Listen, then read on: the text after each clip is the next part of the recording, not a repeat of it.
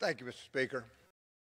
I rise today to recognize the life of the Reverend T.F. Tenney, who died last week after dedicating more than 65 years of his life to the ministry through the United Pentecostal Church. Bishop Tenney began preaching at the young age of 16. He and his wife, Thetis, were elected to the pastorate when they were just 19 and 18 years old, respectively, to lead a newly formed church in Monroe, Louisiana. It was in Monroe when Bishop Tenney cultivated his leadership skills that would serve him throughout his career and would go on to lead ministries directed toward youth, foreign missions, and the greater Pentecostal church as a whole throughout Louisiana. Bishop Tenney will be remembered as a man who took new ideas and turned them into action.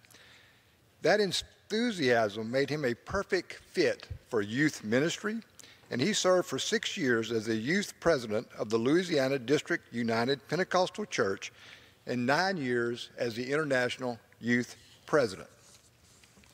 In 1970, Bishop Tenney relocated to the UPC headquarters in Missouri to serve as the UPC's Foreign Missions Director, a position that allowed him to share his belief in Christ with the rest of the world.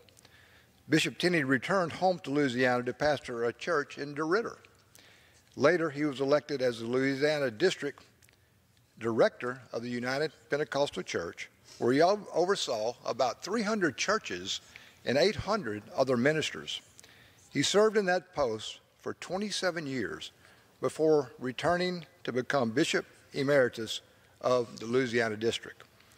I am proud that Bishop Tenney called Louisiana and the 5th Congressional District his home, though we know now that he is in his true home with the Father.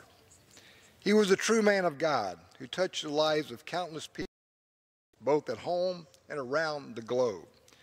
He published a dozen books, created thousands of YouTube videos, and had a Twitter following of more than 44,000 people, all signs of the incredible legacy of the Christian devotion that he left behind.